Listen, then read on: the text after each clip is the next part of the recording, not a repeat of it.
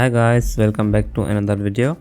So today again we are looking at Velodrome Finance, and I will be updating and posting Velodrome's video on every Sunday from now on. So it will be actually if you are interested in Velodrome, you can actually subscribe and like if you would like. So let's get it started. So the biggest highlight of the past week for the Velodrome was the integration and expansion with Metal Layer 2. So like mode like base and like Bob, that one is also a super chain, and they actually integrated on the Metal Layer 2, which is pretty awesome. So what the plan of Velodrome as of now is to actually evolve and become liquidity hub on the Optimism super chain, and I think this is actually for all the chains beside base, because base has Aerodrome and Aerodrome is actually the fork of Velodrome.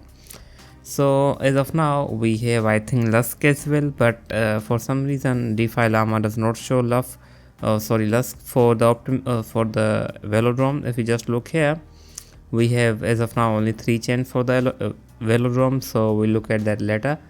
So another big update was that where voters will vote direct Velo emissions to gauge on Metal Layer 2 and LP will earn reward, which is pretty awesome. And we also have the Metal team are building the banking layer and have joined Superchains. So that is, I think, the biggest highlight why the Velodrome could actually have a lot of applications, because it is a banking layer. So that means Velodrome will probably have a lot of demand in the Metal. So beside that, I think Metaculus will also, so they do have application, I think, called Metaculus, and they will also deploy a suite of innovative solution for superchain, including web authentication wallets. So that is pretty awesome as well. So after that, the biggest thing I think for this integration is that there will be around 1 million MTL incentives over the 12 months to attract liquidity on Velodrome. So I think that means we'll see a lot of users coming for this. I think coming for these rewards for the MTL tokens, and I think that means we'll see a lot of usage for the Velodrome, and I think that is going to be pretty interesting.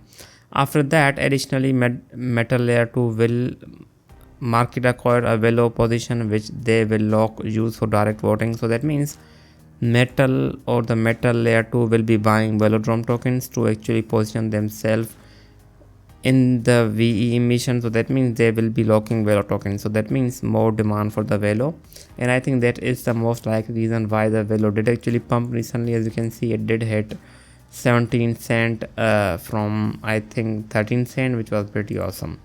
So as of now, I think Velodrome is actually trying to integrate to other layer 2. So let's just see how many they are able to acquire. As of now, this is the 5th according to them, but I only see 3 on the DeFi Llama as of now. So let's see when the DeFi Llama does actually launch the Metal and see how much demand we have for the Velodrome there. So besides that, they did actually hit a new high. As you can see here, Velodrome achieved its highest volume week since the launch of version 2, with a volume totaling over 330 million, which is pretty big. Self-stream contributed to 89% of that volume, which is pretty big as well. VE Velo voters received around 871k in total rewards at 52.57 V API, which is pretty massive as well. So I think this is a pretty good achievement for them. And the last but not least news for the Velodrome is that they did actually hit 10 billion cumulative wallet, which is pretty awesome. So Velodrome has hit a pretty big, I think, number, and I think that is actually will grow most likely, because as of now they are actually becoming a multi-chain, or I think they are becoming a super chain liquidity hub. So I think that is going to actually contribute even more to that volume. Now let's look at Velodrome's stats or assets over various blockchains. So if we look here, as of now we have Optimism DeFi is not doing that well recently. As you can see here, it has been in the downtrend since March, and it is actually losing a lot of its TVL. And if we look at the Velodrome, and the Velodrome itself is not doing that impressive as well on the Optimism. So let's just see what happens with the Velodrome, but I don't think that Optimism, we have to actually see improvements for the Optimism to actually do something, but as of now it's not doing that good. Let's just look at the Bob. The Bob TVL is doing pretty awesome, and it has been actually slowly increasing, but the growth is not that much. And if you look at the Velodrome is doing pretty awesome. Of course it's not that much, it's only around 440k. Still, the growth is pretty good if we look at overall numbers. If you look at the mode itself is not doing good, because the mode itself is doing pretty awesome, but if you look at the Velodrome, it's not doing that good. Let's just see where is the Velodrome. So here we have it's down over 32% in just 7 days, so not that good in my opinion. So if you just want to see an improvement, I think the mode TVL has to improve, and overall we have only seen growth for their lending, and that dexes have been actually going down, and I don't think that will actually do any good for the Velodrome. Still, we'll have to wait and see how it does, because it has only launched recently.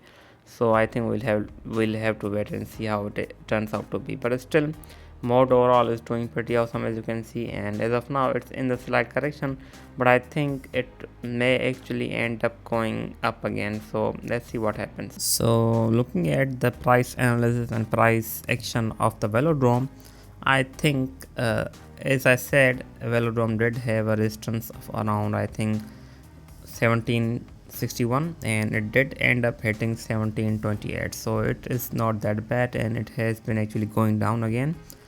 So I think the pump for the Velodrome will end up happening once the aerodrome does pump. Of course, that is how actually the Velodrome actually does that, that has done that in the past, because it does actually usually follows the aerodrome.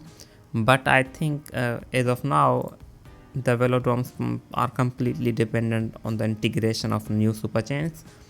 So if we do end up seeing more Superchains on the Velodrome, I think it could actually end up pumping more and more, but as of now it has been going down. So I think that is most likely because there was a lot of excitement for the Metal Layer 2, and right after they integrated, I think it was the sell the news position, something like that. So we have actually seen a pretty good sell pressure, and it has been going down. So I think as of now this demand zone is a pretty strong one. So if we do end up breaking this demand zone, I think we are probably heading towards 11 cent if we do end up breaking it. But it is really strong, because if you look here, it did retest it here and here, and again it is in the same demand zone. So let's see if it does end up bouncing back from here. I think we are actually going towards its all-time high, which is around 38. But if we do break this one, I think 99.6 or 11 cent is a possibility. So let's just see what happens.